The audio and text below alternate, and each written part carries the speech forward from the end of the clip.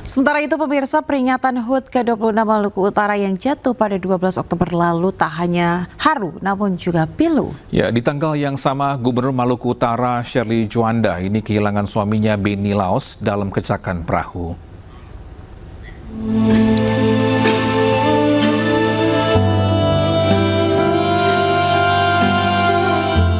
Air mata Shirley jatuh karena di tanggal yang sama di tahun 2024 Shirley harus kehilangan suaminya, Benny Laos. Di depan warga Maluku Utara yang hadir, Gubernur Shirley bercerita detik-detik saat suaminya meninggal dunia. Almarhum pergi 12 Oktober HUT-nya Pemprov Maluku Utara. Ketika kapal itu meledak, saya lagi dalam kapal, lagi mencari foto mana yang saya mau posting untuk mengucapkan HUT Pemprov waktu itu. Dan tiba-tiba ada ledakan dan saya terlempar. Saya berdoa dengan semua iman yang saya miliki sebagai ciptaan Tuhan. Bapak orang baik, Bapak menolong semua orang. Tidak mungkin seorang Benny Laos akan pergi seperti ini di tempat seperti ini. Tidak mungkin.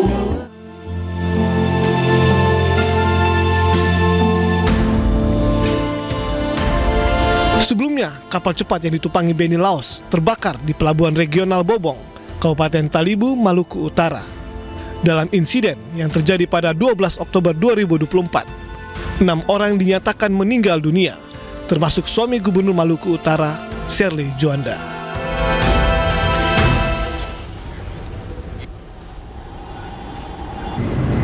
Ya, diduga bus terbakar akibat mengalami korsleting listrik pada bagian mesin hingga menimbulkan percikan api dan membakar seluruh bagian bus. Sopir bus sempat mencoba memadamkan api dengan air, namun api dengan cepat membesar keseluruhan bagian badan bus. Beruntung kondisi bus dalam keadaan kosong tanpa penumpang sehingga tidak menimbulkan korban. Petugas Sudin Damkar wilayah Jakarta Utara yang tiba di lokasi langsung berusaha memadamkan api. Peristiwa ini pun sempat membuat ruas tol dalam kota dari arah Tanjung Priok menuju Cawang macet.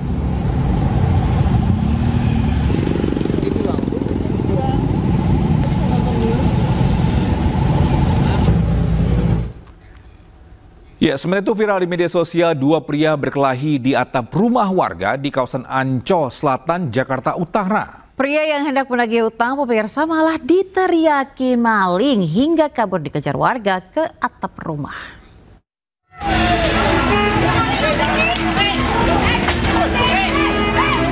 Inilah video yang viral di media sosial. Seorang pria bergulat dengan sejumlah warga di atap rumah yang berada di kawasan Ancol Selatan, Tanjung Priok, Jakarta Utara. Pria berinisial AS babak belur setelah dikeroyok warga. Arif Sugiono, pengurus RW 7, mengatakan sebelumnya AS datang ke kawasan rumah warga untuk mencari seseorang yang berhutang kepadanya. Namun orang dicari tidak berada di tempat, malah bertemu dengan seorang mantan rekan kerja yang pernah berselisih dengannya. Pertemuan itu pun memicu adu mulut dan kemudian saling pukul. Di tengah keributan, warga berteriak maling dan mengejar pelaku hingga menaiki atap rumah warga. Setelah berhasil ditangkap, AS diserahkan ke pihak kepolisian. Jangan ribut itu, kita bawa, kita enak Pak orangnya. Kita rangkul, negosiasi, ayo turun. Sebelumnya itu ada surat teriakan maling-maling ya Pak? Sebelumnya ada teriakan maling-maling dari situ awalnya.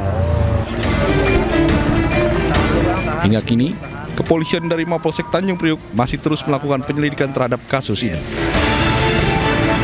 Dari Jakarta, Rizky Falufi, iNews melaporkan. Pemirsa, setelah diotopsi, jenazah anak sekolah dasar yang dibunuh oleh tetangganya dibawa ke kampung halamannya di Indramayu, Jawa Barat untuk dimakamkan.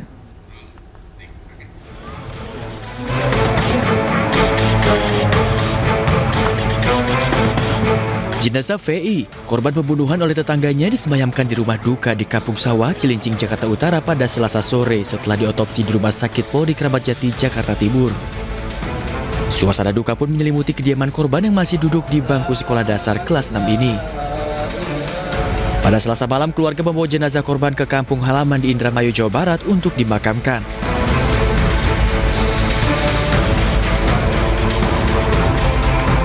Sebelumnya warga Cilincing, Jakarta Utara digegerkan dengan penemuan jasad bocah kelas 6 SD yang masih berusia 12 tahun di salah satu rumah kontrakan. Saat ditemukan, kondisi korban mengalami luka di bagian wajah. Korban VI diduga dibunuh dan diperkosa oleh seorang remaja yang masih berusia 16 tahun. Dari Jakarta, Sofian Firdaus, A-News melaporkan.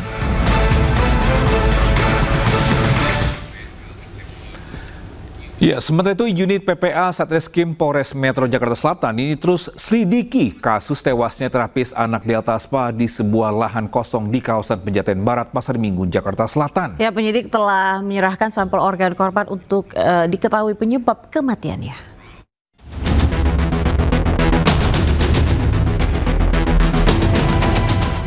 Penyelidikan kasus kematian terapis Delta Spa berinisial RTA terus dilakukan penyidik unit PPA Satreskrim Polres Metro Jakarta Selatan. Penyidik telah menyerahkan sampel organ tubuh korban guna memastikan penyebab kematian korban. Selain itu, polisi telah menjadwalkan pemanggilan pemilik Delta Spa untuk mengetahui sistem perekrutan terapis. Penyidik juga menjadwalkan pemanggilan terhadap petugas Dinas Catatan Kependudukan Sipil Indramayu, Jawa Barat guna mencari tahu usia asli korban. Sudah kita lakukan, antara lain yang pertama adalah kita sudah mengirimkan undangan klarifikasi kepada pihak-pihak terkait seperti pemilik, kemudian orang yang melakukan rekrutmen, kemudian kita juga sudah bersurat dengan Dukcapil Indramayu terkait pastinya identitas korban tersebut.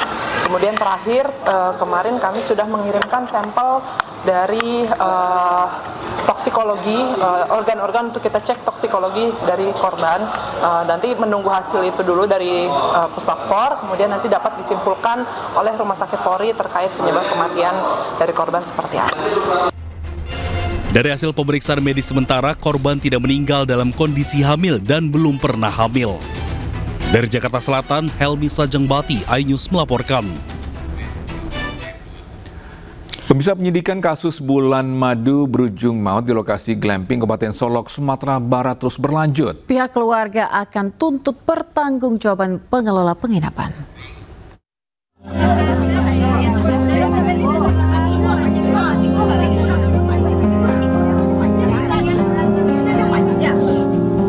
Siapa sangka bulan madu romantis pasangan Gilang Kurniawan dengan Cindy Destananda mengantarkan mereka perpisahan yang abadi. Cindy dinyatakan meninggal dunia diduga karena menghirup gas dari pemanas air.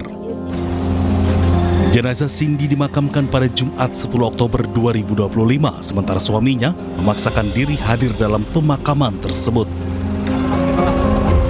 Atas kasus ini, polisi telah melakukan penyelidikan mendalam dengan memeriksa 5 orang saksi yang merupakan petugas dari penginapan glamping Lakeside tersebut. Untuk sementara kami baru melakukan pemeriksaan terhadap 4 orang saksi kemarin dan ditambah 1 hari ini, jadi total 5 orang saksi telah dilakukan pemeriksaan, semuanya dari pegawai penginapan. Tentunya kami dari pihak kepolisian resor masih melakukan penyelidikan terkait peristiwa tersebut. Namun apabila kami menemukan adanya kelalaian dari pihak penginapan, tentu kita akan melakukan proses lebih lanjut sesuai dengan hukum yang berlaku. Saat ini kondisi Gilang sudah cukup stabil, namun masih memerlukan pemantauan tim medis di ruang HCU Semen Padang Hospital. Pasien atas nama Bapak Gilang Kurniawan, rujukan dari RSUD Arisuka ke Semen Padang Hospital dengan diduga keracunan karbon monoksida. Saat ini masih dirawat di ruangan HCU Semen Padang Hospital. Untuk kondisi pasien cukup stabil, namun masih memerlukan perawatan intensif dari tim dokter kami. Atas kasus ini, pihak keluarga menuntut pertanggungjawaban dari pihak glamping Lakeside. Pertanggungjawaban dari penginapan itu ya seperti apa dia, kan kita mesti nunggu. Saya itu yang penting. Ya. Nah, tentu pertanggungjawabannya bukan hanya ke pihak saya, ya. Karena kan ada 2 korban. Menantu saya meninggal, anak saya dirawat seperti ini. Ya. Kita akan lihat seperti apa pertanggungjawabannya. Sebelumnya, pasangan Gilang dan Cindy yang baru saja menikah pada 3 Oktober 2025 ditemukan tergeletak di sebuah glamping di Solok, Sumatera Barat saat sedang berbulan madu. Dari Kabupaten Solok, Sumatera Barat, Budi Sunandar, iNews melaporkan.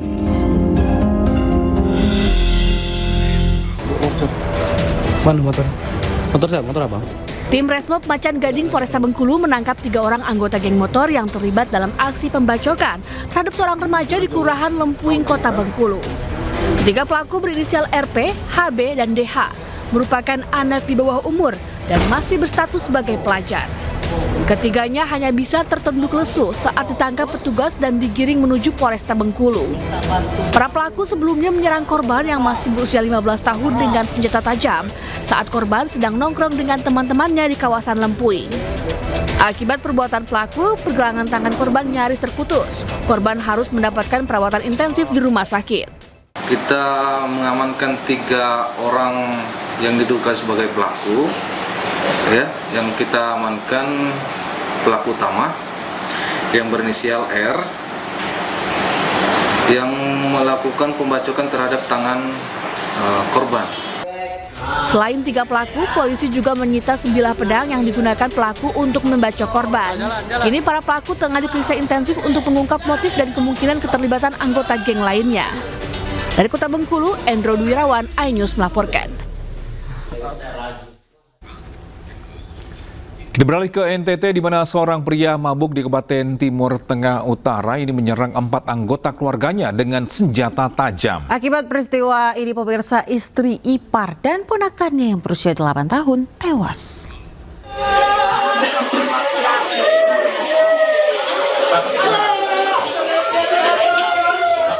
Beginilah suasana duka di ruang jenazah RSUD Keva Menanu, Kabupaten Timur Tengah Utara NTT. 3 korban yang terdiri dari istri, ipar, dan ponakan yang masih berusia 8 tahun dianiaya dengan senjata tajam hingga tewas oleh Landelinus Kuhabib di Desa Amol, Kecamatan Miomavo Timur. Sementara 1 korban berusia 14 tahun selamat dan masih dirawat intensif di rumah sakit. Korban terkena sabetan senjata tajam saat mencoba menyelamatkan adiknya. Diketahui sebelum penganiayaan, pelaku yang dalam kondisi mabuk terlibat cekcok dengan korban. Polisi datang ke lokasi menggelar olah TKP dan memeriksa sejumlah saksi untuk mendalami motif pelaku. Mengamankan TKP, olah TKP, mengevakuasi korban, melakukan full bucket di lokasi, dan ditemukan korban 3 meninggal dunia, 1 masih hidup. Terus tersangka sudah diamankan dengan barang bukti, namun motifnya masih kita dalami. Kini pelaku telah diamankan untuk proses hukum lebih lanjut. Keluarga korban berharap pelaku dihukum seberat-beratnya. Dari Timur Tengah Utara NTT, Sefnat Besi, iNews melaporkan. Dari Jawa Tengah, pemirsa, wahana permainan ombak ayun di pasar malam di Purworejo roboh mengakibatkan 10 orang terluka. Ya, wahana roboh akibat tiang utama penyangga patah.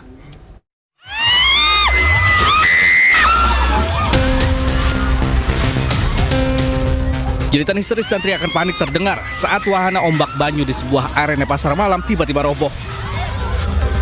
10 penumpang wahana tergeletak di tanah.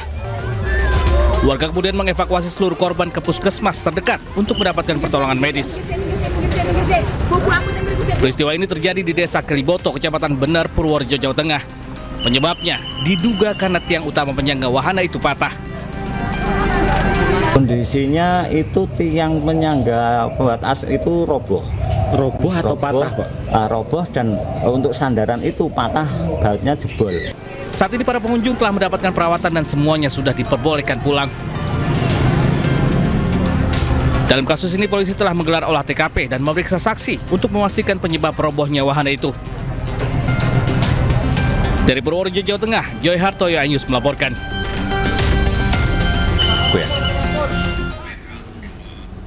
Pemirsa, Satuan Reserse Kriminal Polrestabes Palembang telah mengantongi wajah terduga pelaku pembunuhan seorang wanita yang tewas mengenaskan di hotel di Palembang, Sumatera Selatan. Dari hasil otopsi, pemirsa, korban tewas dicekik hingga kehabisan nafas.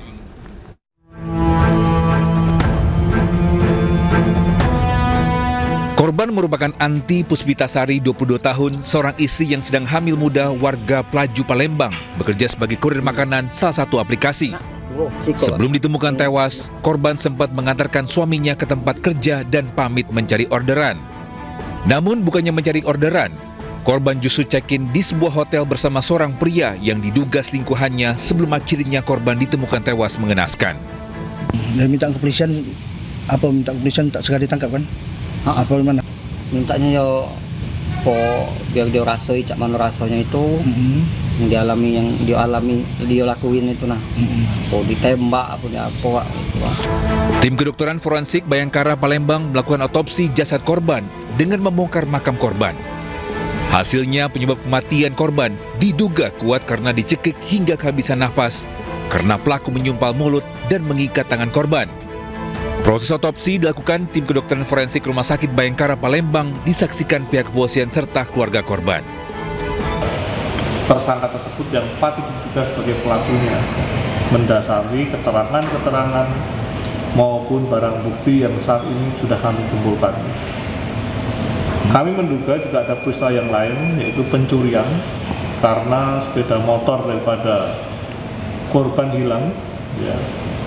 Yang inilah yang menjadikan salah satu kesimpulan yang kami dapatkan beberapa peristiwa yang terjadi. Polisi telah mengantongi wajah korban dari kamera pengawas hotel dan kini memburu terduga pelaku pembunuhan yang identitasnya sudah diketahui. Dari Palembang, Sumatera Selatan, Muhammad David, iNews melaporkan. Pemirsa, penyidikan kasus bulan madu berujung maut di lokasi glamping Kabupaten Solok, Sumatera Barat terus berlanjut. Pihak keluarga akan tuntut pertanggungjawaban pengelola penginapan.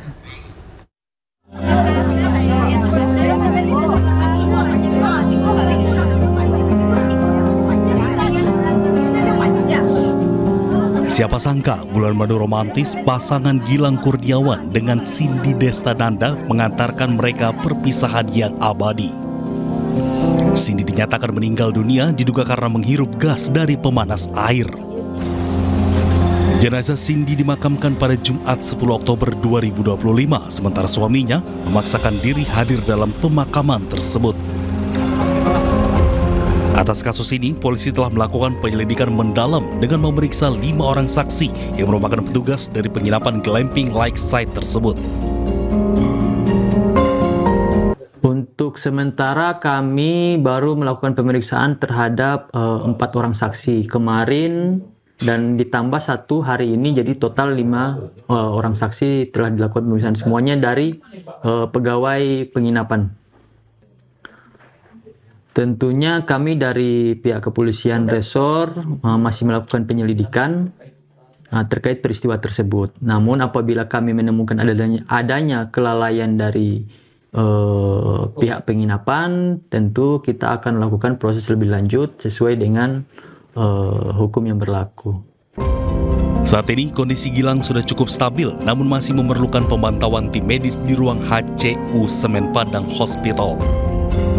Pasien atas nama Bapak Gilang Kurniawan, rujukan dari RSUD Arisuka ke Semen Padang Hospital dengan diduga keracunan karbon monoksida. Saat ini masih dirawat di ruangan HCU Semen Padang Hospital. Untuk kondisi pasien cukup stabil, namun masih memerlukan perawatan intensif dari tim dokter kami. Atas kasus ini, pihak keluarga menuntut pertanggungjawaban dari pihak glamping Lakeside. Pertanggungjawaban dari penginapan itu ya seperti apa dia, mungkin kita mesti nunggu. Saya itu yang mungkin. Ya, nah tentu pertanggungjawabannya bukan hanya ke pihak saya, ya, karena kan ada 2 korban. Menantu saya meninggal, anak saya dirawat seperti ini. Ya. Kita akan lihat seperti apa pertanggungjawabannya. Sebelumnya, pasangan Gilang dan Cindy yang baru saja menikah pada 3 Oktober 2025 ditemukan tergeletak di sebuah glamping di Solok, Sumatera Barat saat sedang berbulan madu. Dari Kabupaten Solok, Sumatera Barat, Budi Sunandar, iNews melaporkan.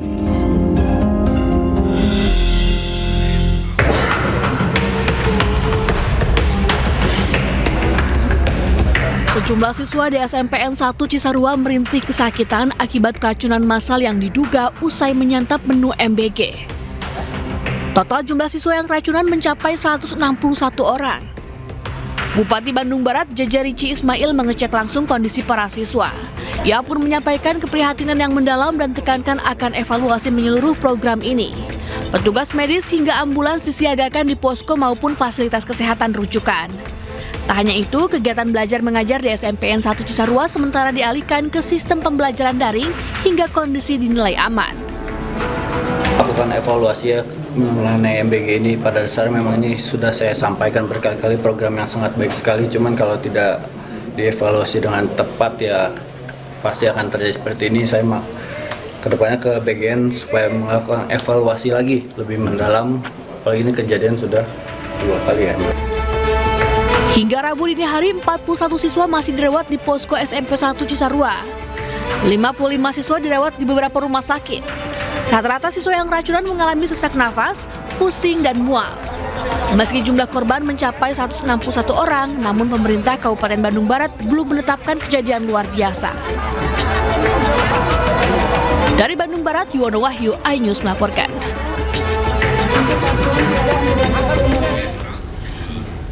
Kita akan mengetahui informasi terkini pemirsa dan sudah bergabung bersama dengan rekan Yuwono Wahyu di Posko Kesehatan SMP Negeri 1 Cisarua, Bandung Barat. Ya, selamat pagi Yuwono. Bagaimana kondisi terkini siswa yang keracunan? Selamat pagi Togi dan Alia. Pagi ini saya berada di Posko SMP 1 Cisarua. Hari ini pasien yang kemarin sempat memakan MBG mulai berdatangan kembali. Jika kemarin pasien-pasien didominasi oleh siswa SMP, namun hari ini siswa SD dan SMK pun mulai berdatangan. Bahkan mereka sempat masuk ke sekolah. Namun tidak hanya siswa saja, tetapi guru pun sempat keracunan, sempat dirawat. Di belakang saya adalah ambulan yang membawa pasien yang akan dirujuk ke rumah sakit terdekat. Jumlah pasien yang masuk hari ini belum bisa artinya dikumulasikan karena terus berdatangan. Di belakang saya ruangan di mana siswa SMK yang tadi masuk sekolah dan kemudian sakit sehingga dibawa ke rumah sakit. Begitu. Namun belum ada keterangan pasti dari pihak sekolah maupun pemerintah daerah. Jika tadi malam jumlahnya 161, hari ini bisa bertambah. Namun pemerintah Kabupaten Bandung Barat belum menyatakan KLB dan menyatakan kata alasannya pasien sudah pulang. Togi, Alia. Baik, Yuwono, ada sekitar 161 dan diperkirakan bisa lebih begitu ya jumlah pasien yang atau siswa-siswi yang keracunan termasuk guru-guru. Apakah sudah ada yang diperbolehkan untuk pulang? Jadi begini, jumlah 161 itu pada tadi malam. Dan mereka sudah berangsur pulang, makanya Bupati belum menyatakan KLB. Tapi pagi ini ambulan datang untuk membawa siswa untuk berobat ke posko Togi, Alia. Karena mereka merasakan mual dan pusing di sekolah. Pihak sekolah tidak mau ambil siswa dibawa ke posko sini, Alia, Togi. Ya, untuk Yuwono, apa yang menjadi gejala dari siswa ini ketika mereka merasakan keracunan akibat menu MBG ini? Sebetulnya Togi ini tidak jauh berbeda yang kejadian 2 pekan yang lalu di Cipongkor. Mereka merasakan mual, pusing, dan sesak napas. Sehingga penanganan lebih didahulukan oleh pemerintah dan tim medis. Dibandingkan yang di Cipongkor, petugas lebih siap. Artinya siap dalam penanganan. Sehingga begitu masuk yang memburuk langsung dibawa ke rumah sakit untuk dirawat mereka. Dan mereka sudah banyak yang pulang, Togialia. Oh, baik, sudah banyak yang pulang. Nah, sementara setelah kejadian ini, apakah makanan bergizi gratis ini masih disalurkan ke sekolah tersebut? Untuk hari ini, sekolah tidak menerima proses belajar mengajar dengan menggunakan SIM daring, dan MBG untuk hari ini ditiadakan karena menunggu evaluasi dari SPPG yang memproduksi makanan hari ini. Ya, rekan Yuwono, apakah ada kendala untuk peralatan medis yang diberikan untuk tim perawat? Saya sempat tadi malam berbincang dengan Kadinkes bahwa untuk persediaan oksigen, obat-obatan, dan tim medis sudah cukup dan tidak ada kendala. Bagaimana untuk feedback dari pemerintah setempat? Apakah sudah mungkin datang langsung melihat dan membantu? Sejak kemarin tim Dinas Kesehatan, bahkan Bupati Bandung Barat dia pun sempat datang menengok pasien-pasien yang ada di sini. Namun ya saya katakan bahwa pemerintah Kabupaten Bandung akan mengadakan evaluasi secara menyeluruh. Namun ya ini jumlahnya sudah melebihi untuk masuk KLB, tapi Bupati belum menyatakan bahwa ini bukan kejadian luar biasa. Baik Yuwono, kita akan tunggu sama-sama seperti apa update-nya nanti, apakah ini akan masuk ke KLB ya, dan seperti apa respon dari pemerintah. Untuk itu terima kasih atas informasi Anda telah melaporkan langsung dari Bandung. Selamat bertugas kembali. Baik, kita informasi lainnya di mana Wakil Gubernur Banten Dimyati Natakusuma meminta kepada Dinas Pendidikan dan Kebudayaan untuk menonaktifkan kepala sekolah SMA N1 Cimarga Kabupaten Lebak. Langkah ini diambil usai kepala sekolah diduga menampar siswa yang kedapatan merokok di lingkungan sekolah. Menurut Wakil Gubernur Banten Dimyati Natakusuma, kepala sekolah harus dinonaktifkan terlebih dahulu agar lingkungan sekolah kondusif karena sudah 2 hari siswa melakukan aksi mogok belajar. Menurut dia, proses investigasi harus dilakukan terhadap kepala sekolah maupun siswa yang terlibat. Dimyati menyebut kepala sekolah berperan sebagai general manager di lingkungan sekolah dan seharusnya menjadi contoh dalam pembinaan terhadap siswa di sekolah. Sekarang udah harus nonaktif, tidak boleh tawar-tawar lagi, ganti PLT sekalian diproses begitu. Jadi nggak benar, sama kayak daerah. Kalau daerah Banten ini nggak nyaman, nggak tentrem, nggak kondusif, berarti wakil gubernur dan gubernurnya nggak bagus. Gitu. Walaupun penyebabnya ada siswa yang merokok di lingkungan sekolah, Pak. Apapun hal-hal itu tetap ya kepala sekolahnya kita beri sanksi dulu nonaktif, baru kita lakukan investigasi.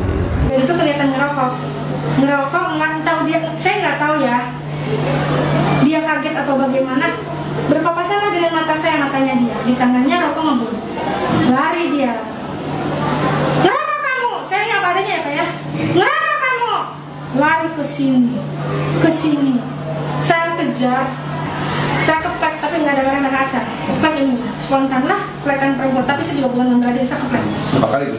1 kali. Katanya ada tendangan juga? Enggak, nendang, keting. Keting apanya? Di sini. Nah, gitu? Iya, gini, bawa kencang. Ini punggung. Nah, saya lagi tinggi, itu cuma 2 kali. Ini 1. Di pinggangnya 1. Itu diketik dulu apa ditempelin dulu? Templek dulu. Nah, saya gini, tapi bukan nendang, Pak. Enggak kena fisiknya. Saking nahan emosi.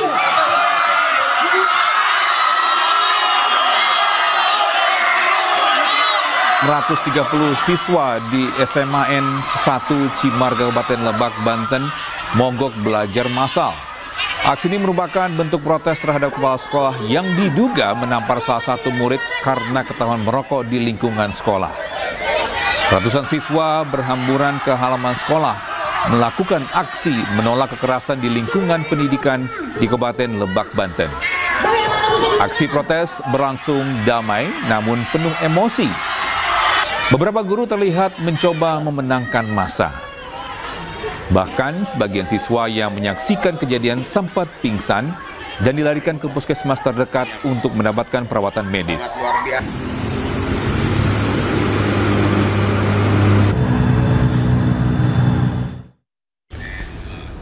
Ya, sementara itu puluhan santri se-Bandung Raya berunjuk rasa di rumah anggota DPR RI Atalia Praratia di kawasan Ranca Bentang, Kota Bandung, Jawa Barat. Aksi ini buntut pernyataan Atalia pemirsa terkait kajian pembangunan Al-Qazini menggunakan APBN. Dengan mendapat pengawalan dari petugas pengamanan, puluhan santri Nusantara Bandung Raya berunjuk rasa di rumah pribadi anggota DPR RI Atalia Praratia. Dalam aksinya, demonstran membawa sejumlah atribut yang berisi desakan agar Atalia dipecat dari DPR karena dianggap membuat kegaduhan atas pernyataannya terkait renovasi Ponpes Al-Qazini menggunakan APBN. Massa mengancam akan kembali menggelar aksi jika tuntutannya tidak dipenuhi. Sementara Atalia belum memberikan komentar karena tidak ada di tempat saat massa berlangsung. Yang sebagai anggota Dewan Komisi 8 dari Partai Golkar. Ya pemirsa, 3 jenazah dan 1 bagian tubuh korban ambruknya Ponpes Al-Qazini kembali teridentifikasi. Ya, hingga kini tim DVI Polda Jawa Timur telah identifikasi 58 jenazah dan masih tersisa 5 kantong jenazah.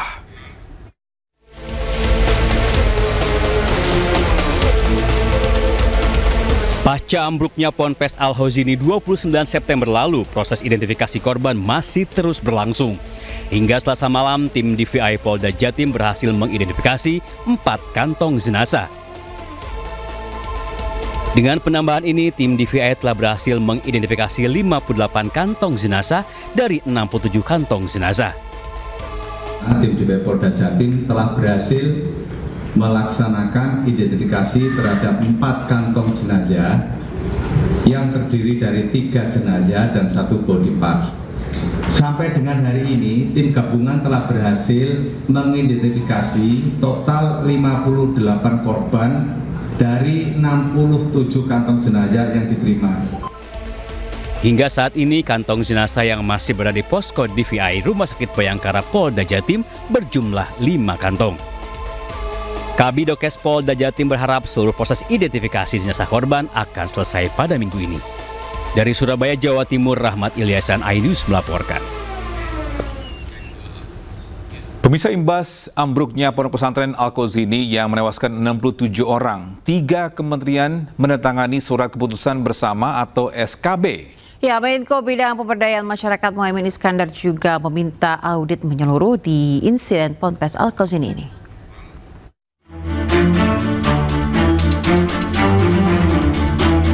Imbas ambruknya Pondok Pesantren Al-Qazini yang menewaskan 67 orang, 3 kementerian menandatangani surat keputusan bersama atau SKB. Kementerian tersebut yakni Kementerian Dalam Negeri, Kementerian Agama, dan Kementerian Pekerjaan Umum. Menko Bidang Pemberdayaan Masyarakat Muhaimin Iskandar mengatakan pentingnya audit menyeluruh setiap pesantren untuk keselamatan santrinya.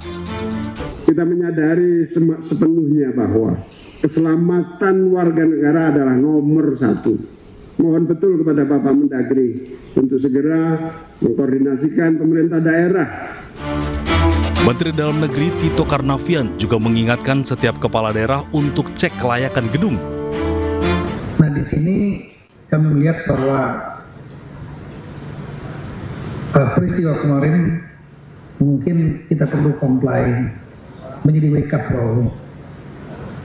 Mungkin dari teman-teman pemerintah daerah agak segan mungkin masuk ke madrasah, pesantren untuk mengingatkan.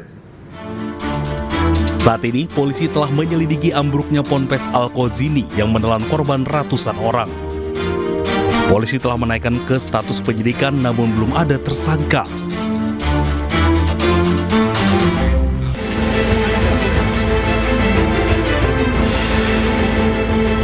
Petugas gabungan mendadak mendatangi lapas kelas 2A Purwokerto pada dini hari saat mayoritas warga binaan sedang beristirahat. Petugas langsung memeriksa semua kamar yang dihuni warga binaan, termasuk barang pribadi.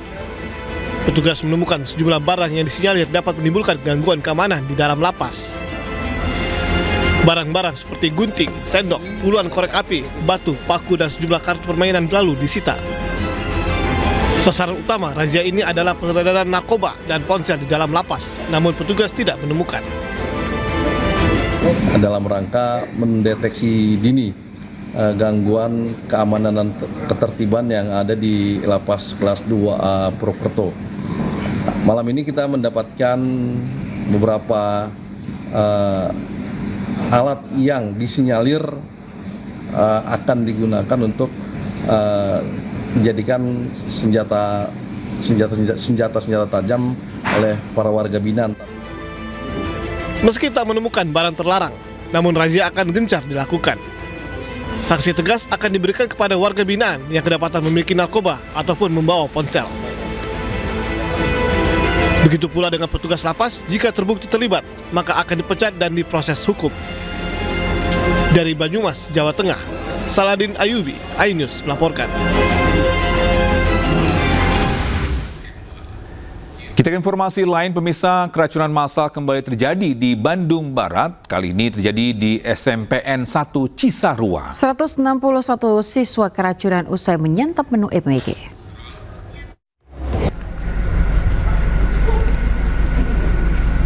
Setelah diperiksa selama 10 jam, pemirsa, Nadiem Makarim keluar dari gedung Bundar Jampitsus Kejagung Selasa sekitar pukul 10 malam waktu Indonesia Barat.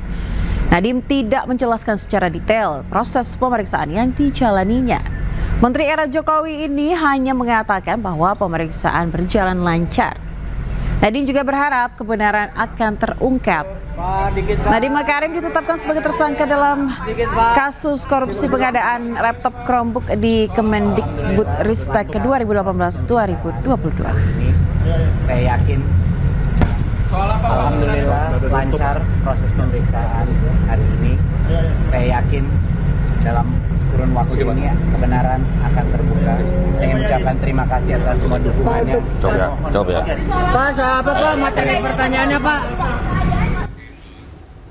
Kita beralih ke informasi lain, pemirsa. Menteri Keuangan Republik Indonesia Purbayayudi Sadewa menolak usulan pembiayaan pembentukan Family Office di Indonesia menggunakan APBN. Ya, Purbaya menilai fokus penggunaan APBN harus pada program yang beri dampak langsung terhadap perekonomian nasional.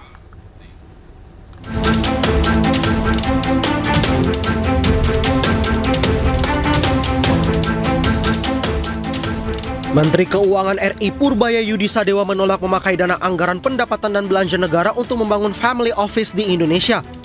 Namun ia mempersilahkan Dewan Ekonomi Nasional mendirikan Family Office asalkan anggarannya tidak berasal dari kas negara. Sementara itu Purbaya juga menjelaskan tidak akan mengalihkan pos belanja APBN untuk pendirian Family Office di Indonesia. Ia pun menegaskan hanya akan memberikan anggaran untuk program yang tepat. Dengan demikian pelaksanaannya diharapkan tepat waktu, tepat sasaran dan tidak ada kebocoran. Saya udah lama isu itu, tapi biar aja kalau dan bisa bangun sendiri, bangun sendiri. Saya anggarannya nggak alihkan sana. Saya fokus. Kalau kasih anggaran tepat, nanti pas pelaksanaannya tepat waktu, tepat sasaran dan nggak ada yang bocor, itu aja. Sebelumnya pembentukan Family Office merupakan gagasan Ketua Dewan Ekonomi Nasional Luhut Binsar Panjaitan sejak ia menjabat sebagai Menko Maritim dan Investasi di era Presiden Republik Indonesia ke-7 Joko Widodo. Family Office adalah perusahaan swasta yang mengelola harta keluarga-keluarga kaya. Rencananya pemerintah akan menetapkan Family Office di Bali dan IKN. Tim Liputan iNews melaporkan.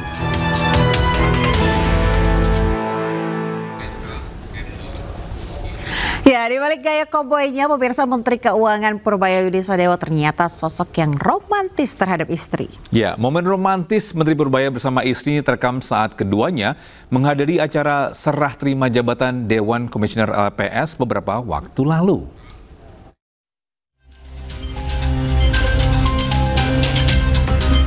Gaya koboi Menteri Keuangan Purbayayudi Sadewa kerap menarik perhatian masyarakat. Di balik gaya koboinya ini, ternyata Menteri Purbaya juga merupakan sosok yang romantis terhadap istri. Momen romantis Menteri Purbaya bersama istri terlihat saat keduanya menghadiri acara serah terima jabatan Dewan Komisioner LPS beberapa waktu lalu. Setelah turun dari kendaraan, Purbaya sempat merangkul istrinya sambil memperkenalkan istrinya ke awak media dan berkata, "Bini gua."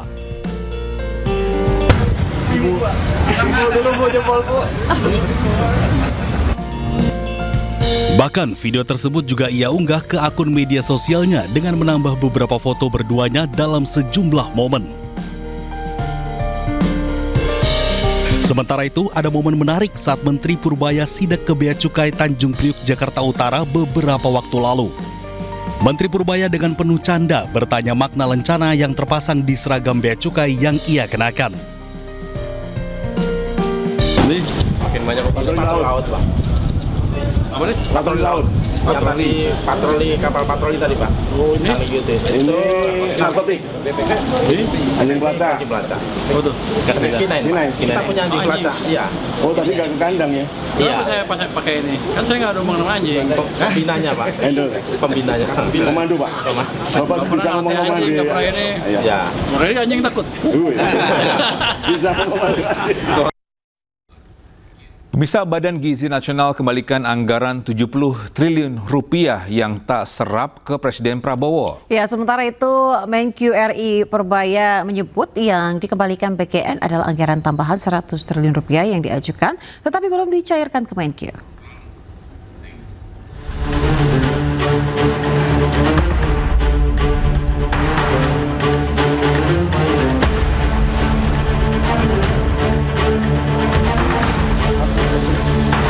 Menteri Keuangan Republik Indonesia Purbaya Yudi Sadewa belum menerima laporan terkait pengembalian dana 70 triliun rupiah program makan bergizi gratis oleh Badan Gizi Nasional kepada Presiden Prabowo Subianto. Bahkan menurut dia, yang hendak dikembalikan adalah dana cadangan 100 triliun rupiah, di mana anggaran itu belum dialokasikan oleh Kementerian Keuangan sehingga dananya belum tersedia. Enggak, yang saya tahu dia balikin 100 triliun dari anggaran yang dia sempat minta, tapi itu belum dianggarkan betul. Jadi sebetulnya uangnya belum ada. Kalau yang 70 itu berarti belum ada informasi dari itu, dari anggaran yang dia minta dulu yang belum kita alokasikan, jadi uangnya nggak ada betulan. Justru yang kita lihat yang tadi yang disebut tadi, yang 71T yang akhir itu bukan yang dibalikin ya, dianggarkan ya. Berapa yang diserap sampai akhir tahun itu kita lihat. Kan programnya bagus, harusnya kita dorong supaya lebih bagus penyerapannya. Sebelumnya, Kepala Badan Gizi Nasional Dadan Hindayana menyebut, tahun ini BGM menerima alokasi anggaran sebesar 71 triliun rupiah ditambah dana standby 100 triliun rupiah. Dari total itu, 99 triliun rupiah berhasil terserap, sementara 70 triliun rupiah dikembalikan kepada Presiden Republik Indonesia karena kemungkinan tidak terserap pada tahun ini. Tim Liputan iNews melaporkan.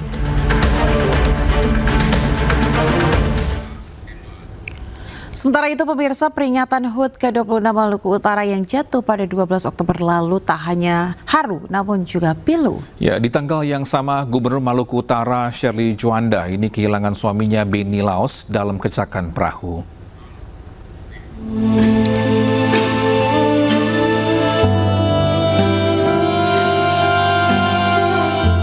Air mata Shirley jatuh karena di tanggal yang sama di tahun 2024, Shirley harus kehilangan suaminya, Benny Laos. Di depan warga Maluku Utara yang hadir, Gubernur Shirley bercerita detik-detik saat suaminya meninggal dunia. Almarhum pergi 12 Oktober putnya Pemprov Maluku Utara. Ketika kapal itu meledak, saya lagi dalam kapal, lagi mencari foto mana yang saya mau posting untuk mengucapkan HUT Pemprov waktu itu. Dan tiba-tiba ada ledakan dan saya terlempar. Saya berdoa dengan semua iman yang saya miliki sebagai ciptaan Tuhan. Bapak orang baik, Bapak menolong semua orang. Tidak mungkin seorang Benny Laos akan pergi seperti ini di tempat seperti ini. Tidak mungkin.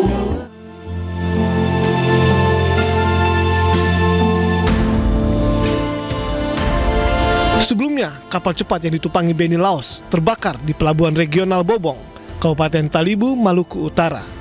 Dalam insiden yang terjadi pada 12 Oktober 2024, 6 orang dinyatakan meninggal dunia, termasuk suami Gubernur Maluku Utara, Shirley Juanda.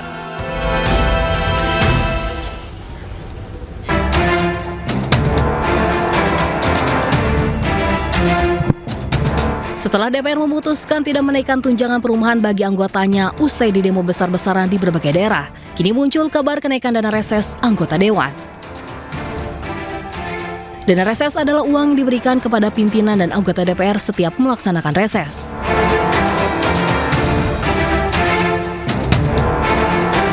Pada periode ini, dana reses anggota DPR naik menjadi Rp709 juta per orang dalam setiap kali reses. Nilai ini naik dari periode sebelumnya sebesar Rp400 juta per orang dalam setiap kali reses di periode 2019-2024. Adapun masa reses adalah periode saat anggota DPR atau DPRD melakukan kegiatan di luar gedung parlemen untuk berkunjung ke daerah pemilihan dan menyerap aspirasi rakyat. Reses dilakukan 3 kali dalam setahun selama 6-8 minggu.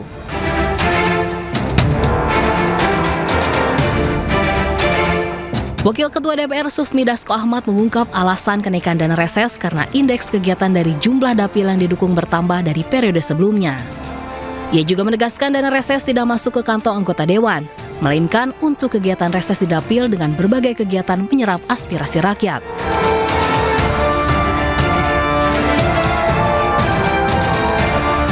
Sebagai bentuk pertanggungjawaban dan transparansi, DPR akan membuat aplikasi khusus agar masyarakat bisa mengetahui penggunaan dana reses. Tim Liputan iNews melaporkan. Lama tak muncul ke publik, pemirsa Ahmad Sahroni diam-diam kini menyandang gelar Doktor Ilmu Hukum dengan disertasi tentang pemberantasan korupsi. Ya, Sahroni muncul saat acara wisuda Universitas Borobudur di gedung pertemuan di kawasan Senayan, Jakarta. Wisudawan Wisudawati Program Pasca Sarjana Universitas Borobudur, Program Studi Doktor Ilmu Hukum. Ya, pemirsa, mantan pimpinan Komisi 3 DPR RI ini muncul saat acara wisuda sarjana dan pasca sarjana Universitas Borobudur sebagai salah satu wisudawan. Selain Sahroni, hadir pula sejumlah tokoh politik dalam acara yang sama, seperti politikus PDIP Trimedia Panjaitan, politikus PKS Hamid Nur, serta Kepala Lembaga Pertahanan Universitas Pertahanan Maijen TNI Endro Satoto. Dalam video yang beredar, Ahmad Sahroni nampak percaya diri saat didapuk menyandang gelar doktor. Universitas Borobudur, Program Studi Doktor Ilmu Hukum dengan gelar Doktor Ilmu Hukum. Kita ke informasi selanjutnya, di mana pakar telematika Rosuryo mendapat lawan seimbang dalam program Rakyat Bersuara yang dipandu oleh Aiman Wicaksono. Sahabat Silverses Matutina Diana Murni, pemirsa, melontarkan sindiran tajam pada Roy saat ia menyinggung terkait panci dan hati beracun. Kalau yang menanyakan ijazah itu umpamanya Puan Maharani atau AY, saya percaya. Tetapi kalau Roy Suryo, nggak, maksudnya kan apa kita nih? udah tahu dia. Roy Suryo ini kan ini mulai awal, ya saya kasih tahu loh, tidak ada. Ini orang ini ngomong tidak apa? ada tokoh-tokoh yang bermasalah Gak yang jelas, bertanya ini, hanya Roy Suryo.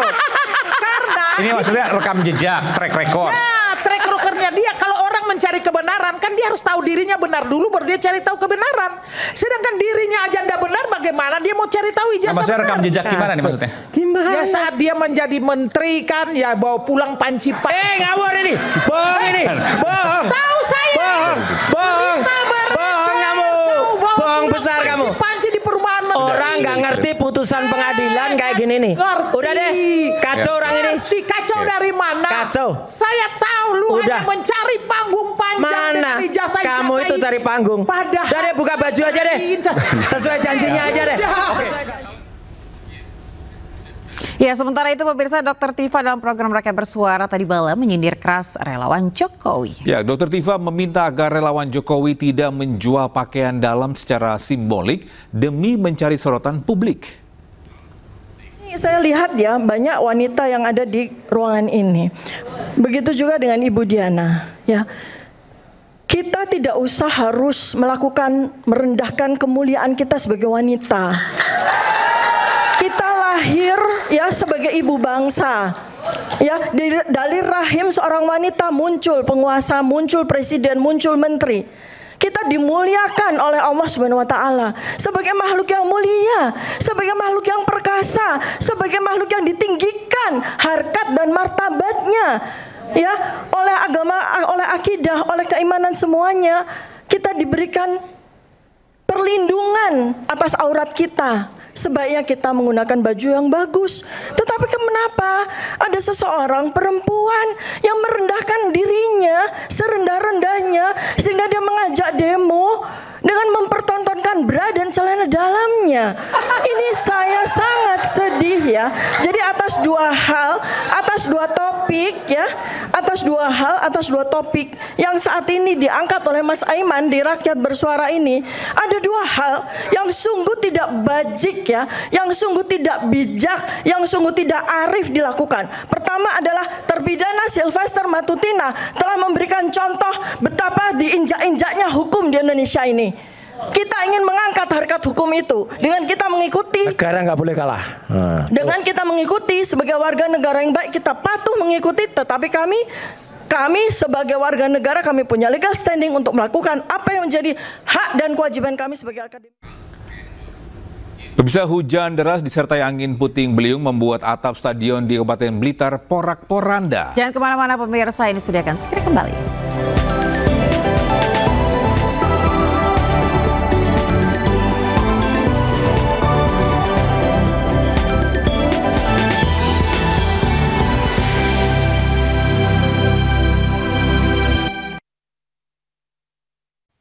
Saat aktivitas padat, saatnya level up. Minum Hemaviton Action Immune Up.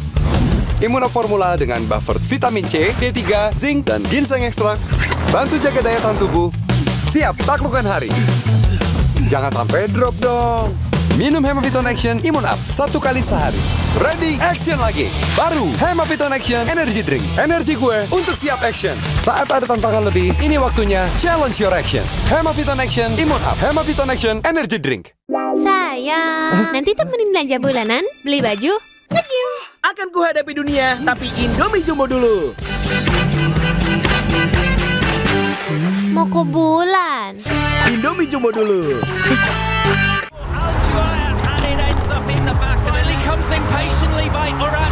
Duel penentu tim Timur Tengah di laga pamungkas, Saudi Arabia versus Irak. Dilanjutkan, aksi sengit pasukan The Maroons hadang pasukan Al Abyad, Qatar versus Uni Emirat Arab. AFC Asian Qualifier, dini hari pukul 12:30 di iNews Premium Sport. Tidak semua air itu aqua. Yang dipilih dari sumber air di gunung terlindungi, disaring bertahun-tahun oleh lapisan bebatuan, dan kaya akan mineral alami yang seimbang. Sehingga aqua terasa dingin tanpa didinginkan. Langkah yang sempat terhenti masih menyimpan sejuta mimpi. Namun, harapan memilih cara baru untuk tetap melaju, berlayar jauh agar impian bisa berlabuh. Kini, sisa yang tak berharga menjadi manfaat yang tak terhingga. Bersama, kita tanam kebaikan untuk tumbuhkan kehidupan. Ikut serta, jadikan nyata. MNC Peduli, berdampak bersama.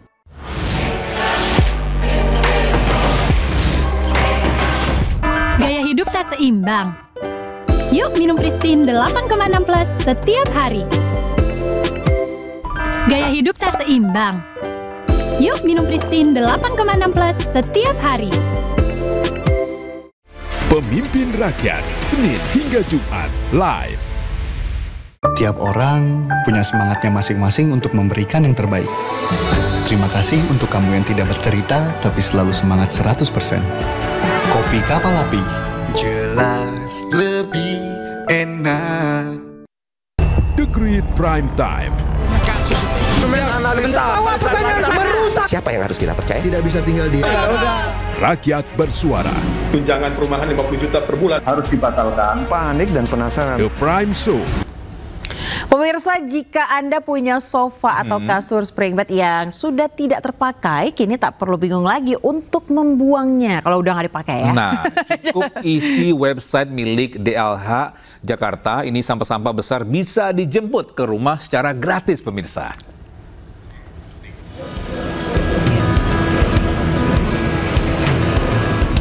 Warga Pasar Minggu, Jakarta Selatan ini cukup menunggu di rumah untuk membuang sofa rusak miliknya. Tidak perlu repot karena tim Dinas Lingkungan Hidup Jakarta kini bisa menjemput dan mengangkut sampah ukuran besar langsung ke rumah warga tanpa dikenakan biaya alias gratis. Tak hanya hanya sofa, warga juga bisa membuang lemari, kasur spring bed, meja, dan furnitur besar lainnya. Layanan ini dibuka agar limbah furnitur warga Jakarta ditangani secara tepat dan bertanggung jawab, bukan asal buang yang justru bisa mencemari lingkungan. Saya sih sangat senang sekali ya, karena ini di-fund secara ukuran besar, tidak bisa diangkut oleh sampah reguler. Jadi agar tidak mencemari lingkungan Jakarta. Untuk bisa mendapatkan layanan jemput gratis sampah besar, Anda cukup mengajukan permintaan layanan angkut di website lingkunganhidup.jakarta.go.id dan klik layanan Bulky Waste. Setelah dilakukan verifikasi dan disetujui, tim DLH akan membuat jadwal penjemputan sampah. Semua pengajuan Anda bisa dipantau melalui website seperti Anda memantau pengiriman paket barang. Selain bisa dijemput langsung di rumah, warga juga bisa membuang sampah ukuran besar di 40 titik lokasi yang tersebar di seluruh kota Jakarta. Dari Jakarta, Amrina Rida, Rizky Julianto, iNews melaporkan. Ya, kita ke informasi lain. Pemirsa, warga Balaraja, Tangerang, Banten mengalami sakit mata hingga gangguan pernafasan diduga akibat pencemaran udara dari pengelolaan limbah sebuah perusahaan.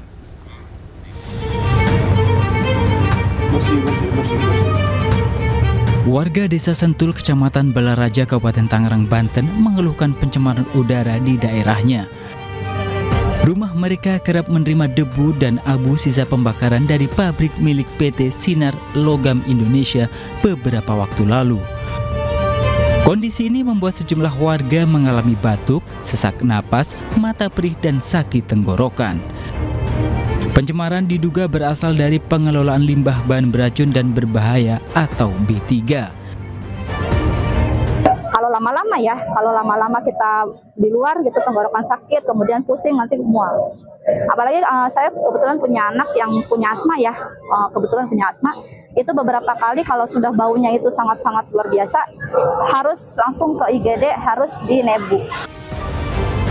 Menyikapi keluhan warga, pihak perusahaan PT Sukses Logam Indonesia akhirnya buka suara.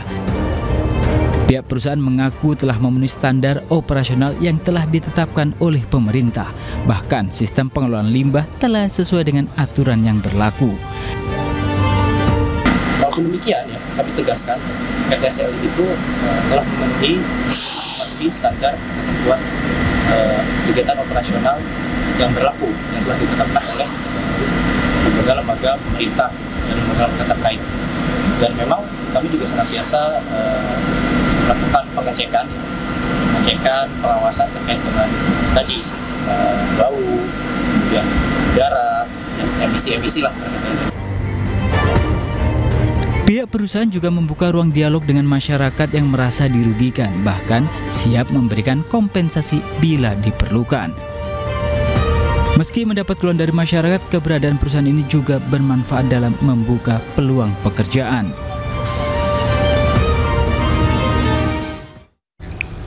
Kita ke Bandung, Jawa Barat, pemirsa. Seorang bocah viral di Jagadmaya karena meniru suara trompet. Ya, aksi ini mendunia setelah diunggah sejumlah klub sepak bola dunia dan telah ditonton lebih dari 24 juta kali di seluruh dunia.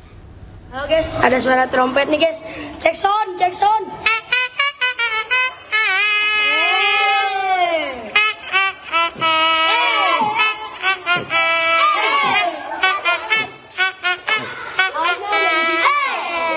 Rahmat Fauzan, inilah bocah asal Tasikmalaya, Jawa Barat yang bisa menirukan suara trompet. Uniknya, suara trompet yang ditirukan membuat Fauzan dikenal di Jagadmaya. Bahkan sejumlah klub sepak bola dunia ikut mengunggah video editan Fauzan yang dipadukan dengan momen dramatis di lapangan hijau.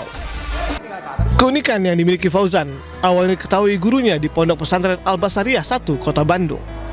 Aksi Fauzan lalu diunggah ke media sosial dan mendapat tanggapan positif dari warganet. Awalnya cuma iseng-iseng doang, teriakan cempreng-cempreng. Nah, keingat suara trompet jadi disuarain. Nah, Pak Deden kemarin kedengeran. Jadi lagi ojan sama bapak bakal divideoin. Nah, divideoin jadi viral. Selain digunakan oleh klub top dunia, video suara trompet Fauzan juga telah ditonton lebih dari 24 juta kali di seluruh dunia.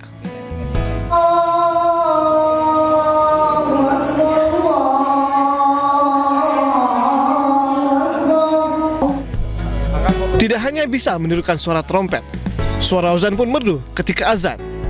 Sejumlah prestasi dari suara azan pun telah ia raih. Kita bersyukur kepada Allah Subhanahu wa Ta'ala atas anugerah suara yang ada istimewanya, karena di pondok pesantren nggak ada pelajarannya suara trompet, nggak ada. Kalau tiup trompet belajar di pondok pesantren, tapi suara yang menyuarakan trompet itu nggak diajarkan. Tapi alhamdulillah dengan anugerah dari Allah Subhanahu wa Ta'ala, ini terjadi sesuatu hal yang istilah pondok pesantren min haitsu la yahtasib, tidak kami kira dari awalnya.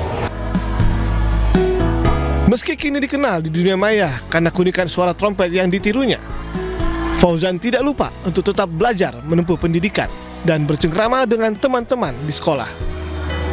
Dari Bandung, Jawa Barat, Ervan David, iNews melaporkan. Seru sekali. Seru Coba ya? Togi, sekarang giliran kamu. Ini suara trompet pemirsa. Kenapa jadi ayam berkokok ya? Tapi anak ini berbakat ya. Suara tadi kan sampai banyak pebola internasional akhirnya ini ya menggunakan suaranya ya. Dan tidak hanya suara trompet, dia pun juga berbakat untuk azan tadi. Azan, ini luar biasa. Suara memang diberkahi dengan suara yang sangat indah ya, sehingga bisa tidak hanya buat video-video viral, video lucu, tapi juga bisa azan. Luar biasa sekali. Semoga suatu saat bermanfaat ya. Dan menginspirasi kita berdua juga ya. Pemirsa, hujan deras disertai angin puting beliung membuat atap stadion porak-poranda di Kabupaten Blitar, Jawa Timur. Ya, sementara di Temanggung, Jawa Tengah, seorang ayah dan anaknya tertimpa pohon tumbang akibat angin kencang.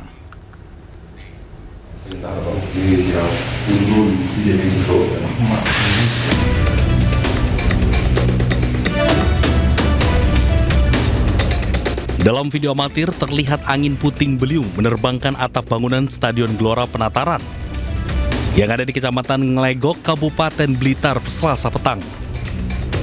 Bangunan atap stadion sepanjang 100 meter tersebut porak-poranda dihantam angin puting beliung. Hingga saat ini petugas masih melakukan pencarian korban apakah ada di bawahnya. Proses evakuasi terhadap kerusakan material atap akan segera dilakukan.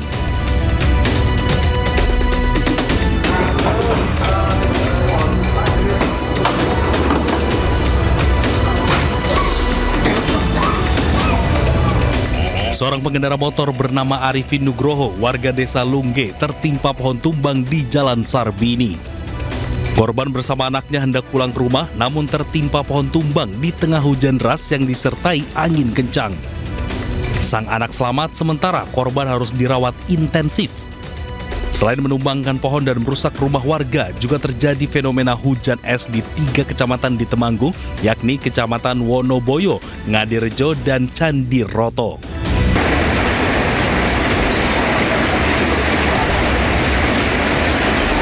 Pesantren udan es, guys. Udan es. Butiran es sebesar kelereng saat hujan deras dan angin kencang mengguyur dan terekam kamera warga. Sejauh ini belum ada laporan kerusakan yang berarti akibat hujan es ini.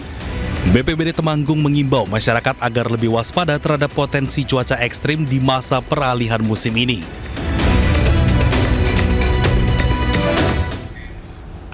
Ya, bisa ibu-ibu rumah tangga harus terus putar otak menyiapkan hidangan di rumah. Ya, di saat harga kebutuhan pokok masih tinggi, pemirsa, anggaran belanja ke pasar makin terkuras karena harga telur dan juga ayam potong yang juga kini ikut naik. Harga telur ayam di Pasar Kosambi, Kota Bandung terus mengalami kenaikan. Saat ini harga telur dijual hingga Rp32.000 per kilogramnya. Padahal sebelumnya telur ayam dijual Rp26.000 per kilogram. Menurut pedagang, kenaikan terjadi mulai bulan September yang disebabkan kenaikan harga pakan ternak ayam petelur. Selain itu, kenaikan juga disebabkan meningkatnya permintaan dari program makan bergizi gratis dan dimanfaatkan para peternak dengan menaikkan harga telur. Akibatnya banyak konsumen yang terpaksa mengurangi pembelian, sementara pedagang tidak berani menyetok terlalu banyak barang dagangan. Kenaikan harga telur ayam juga diikuti kenaikan harga daging ayam potong di pasar tradisional di Kota Cimahi. Saat ini daging ayam dijual Rp42.000 per kilogramnya dari harga semula Rp34.000 per kilogram. Kenaikan juga diduga akibat kenaikan harga pakan dan tingginya permintaan pasokan untuk makan bergizi gratis. Situasi ini membuat sejumlah pembeli mengurangi pembelian mereka. Selain itu juga akibat daya beli menurun karena harga yang semakin tinggi. Masyarakat hanya berharap pemerintah dapat menstabilkan harga ini secepatnya. Tim Liputan iNews melaporkan. Ya, lagi-lagi harga bahan-bahan pokok naik ya, sembako naik, terutama barang-barang yang sering dikonsumsi setiap hari seperti telur dan juga ayam potong. Nah, kamu sendiri nih sebagai ibu rumah tangga, nih bagaimana nih? Apakah kamu merasa terganggu atau enggak? Kamu merasa panik nggak ketika harga telur naik, ayam naik nih? Pasti ya, karena kan kita harus gimana? Ya meskipun keuangan adalah urusan suami saya benar, ya. Benar. Tapi tentu saja kita harus mengatur ulang jumlah pengeluaran setiap bulannya, dan pasti ini cukup mengganggu ibu-ibu yang misalkan setiap bulannya sudah ada angka fix gitu ya, kemudian harus lagi merubah rencana pengeluaran per bulannya. Dan ini juga kita berharap semoga pemerintah kenaikan harga pokoknya tidak terlalu lama dan bisa kembali stabil lagi. Benar. Karena juga cukup pentingnya, kita hidup tanpa ayam itu tidak bisa. Nggak bisa, apalagi sambal atau enggak ini cabai-cabai. Telur sambal ayam gulai dan lain-lain. Karena memang Indonesia ini kan makanannya harus berwarna, gurih. Gitu. Baik, kita ke informasi selanjutnya. Bisa di mana ekonomi sulit ini membuat warga memilih menahan belanja dan pusat belanja akhirnya kena imbasnya. Iya, salah satunya pemirsa Grand Mall Bekasi, Jawa Barat yang makin sepi dan akhirnya tutup. Grand Mall Bekasi, mall kebanggaan warga kota Bekasi di era awal tahun 2000-an akhirnya tutup setelah kalah pamor dan ditinggal pengunjung. Seluruh tenan dan toko tutup sejak awal tahun ini, termasuk deretan toko pakaian, toko makanan, dan toko elektronik. Sebagian toko bahkan terpasang papan dijual. Hanya ada beberapa ruko di belakang mall yang masih buka, itu pun sepi. Tampak terlihat di sebelah yang kami laporkan ini, di mana sejumlah tenan-tenan pun mulai tutup, tak ada lagi aktivitas di dalam pusat perbelanjaan di kota Bekasi ini. Akibat mal ditutup, ribuan orang yang selama ini menggantungkan hidup dari mal kehilangan pekerjaan dan pendapatan. Seperti para penjaga toko hingga tukang becak di sekitar mal. Grand Mall Bekasi di Jalan Jenderal Sudirman, Medan Satria, Kota Bekasi ini dulunya menjadi tempat favorit warga Bekasi untuk berbelanja atau berlibur bersama keluarga. Namun sejak maraknya toko online, pamor mal ini mulai redup dan mencapai puncaknya 1 tahun terakhir seiring lesunya daya beli masyarakat. Data terbaru Indeks Keyakinan Konsumen IKK pada Juni 117,8 turun dari Maret 121,1. Angka ini mencerminkan pesimisme masyarakat dan lebih memilih menahan belanja. Dari Bekasi, Jawa Barat, Rahmat Hidayat, iNews melaporkan. Masjid Al-Hijrah di Yerusalem Timur diserbu dan diduduki oleh pasukan Israel. Penyerbuan terjadi sejak 14 Oktober 2025. Tentara Israel masuk ke masjid dengan sepatu saat jemaah sedang sholat. Hal ini memicu kemarahan dan kecaman dari dunia internasional. Lantaran di saat bersamaan, Israel menyerbu kota-kota lain di tepi barat termasuk diantaranya kompleks Masjid Al-Aqsa. Sementara di Gaza, Palestina, serangan masif dilancarkan oleh tentara Israel beberapa saat sebelum perjanjian gencatan senjata ditandatangani. Serangan menyasar rumah warga hingga fasilitas kesehatan. Ratusan warga Gaza tewas akibat serangan ini. Sejak Oktober 2023, serangan Israel tewaskan lebih dari 67.000 warga Palestina. Sementara 170.000 lainnya terluka. Mayoritas korban adalah anak-anak dan perempuan. Ya pemirsa, seorang jurnalis Palestina tewas ditembak geng bersenjata yang didukung Israel di kota Gaza. Ya, korban tewas saat meliput bentrokan di Gaza.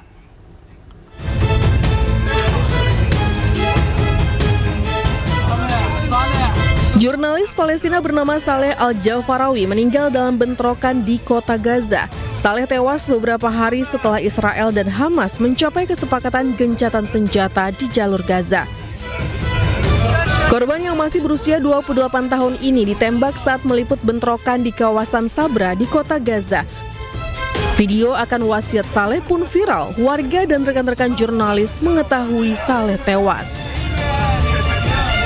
مقاومة دائما ما تسوي المقاومة لحالها لأنه عزتنا في المقاومة وكرامتنا في المقاومة وحريتنا في المقاومة وإذا إحنا بدنا نسيب المقاومة فما حد حيقف معها فاوعوا تسيبوها وضلكم اعملوا عني عمل خير اعملوا عني عمل خير مثلا حط لك انت حلة كبير مثلا اعمل لك سقيا اعمل لك يا شيخ بدل ما انت قاعد. Media lokal dan pemerintah setempat melansir bahwa Saleh menjadi sasaran dan dibunuh oleh geng-geng bersenjata yang didukung Israel. Menurut pengamat Timur Tengah, Dina Sulaiman menegaskan bahwa di Gaza banyak geng bersenjata yang didanai Israel sebagai perpanjangan tangan serangan Israel setelah gencatan senjata dengan Hamas. Dan saya pikir mereka saat ini menjadi perpanjangan tangannya Israel untuk menyerang orang Gaza. Jadi kan sekarang sudah ada gencatan senjata, Israel dilarang untuk menyerang warga Gaza lagi. Tapi terlihat ini ya justru ketika warga Gaza sedang bersyukur, sedang bergembira karena ada gencatan senjata, karena Israel berjanji untuk menghentikan serangan, ternyata yang melakukan serangan malah milisi-milisi yang didukung oleh Israel ini. Jadi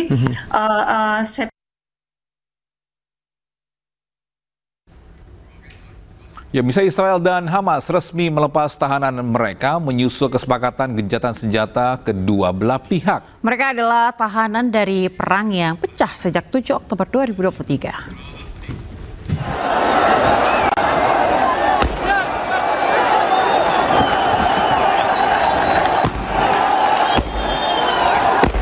Israel dan Hamas resmi melepas tahanan mereka menyusul kesepakatan gencatan senjata kedua belah pihak.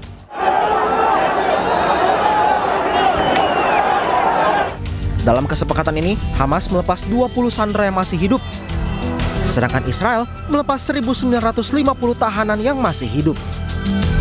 Selain itu, Hamas juga akan melepas sekitar 250 sandera yang sudah tewas, sedangkan Israel juga akan melepas 375 sandera yang sudah meninggal dunia. Namun proses ini diperkirakan akan memakan waktu lama karena Hamas mengumpulkan jenazah para sandera yang sudah dipastikan tewas.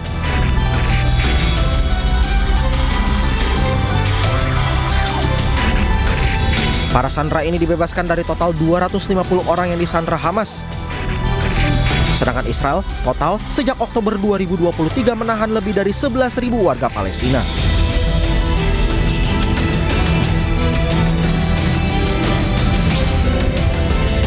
Pertukaran sandera dan tahanan ini diharapkan menjadi akhir dari perang yang sudah berkecamuk sejak Oktober 2023 dan menewaskan sekitar 68.000 jiwa.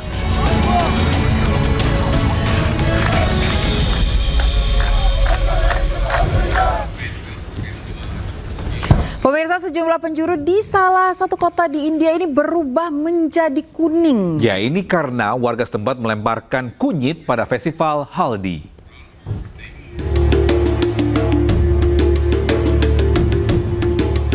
Ribuan umat membanjiri jalan di desa Patan Kodoli di India.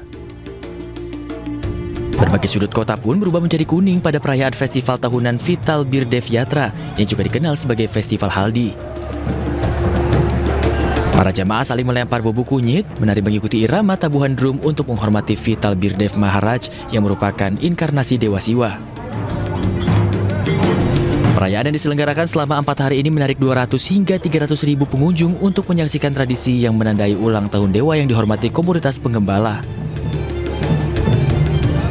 Puncak acara festival ini adalah kedatangan Sri Kelobaraja Bawak Bode yang merupakan seorang suci atau baba yang berjalan kaki selama 17 hari. Pada hari kedua, sang baba memasuki kuil Sri Vital Birdev, tempat ia menari mengikuti irama drum dan menyampaikan ramalan tentang cuaca dan panen tahun mendatang. Perayaan berakhir pada hari keempat, saat sang baba memulai perjalanan pulang.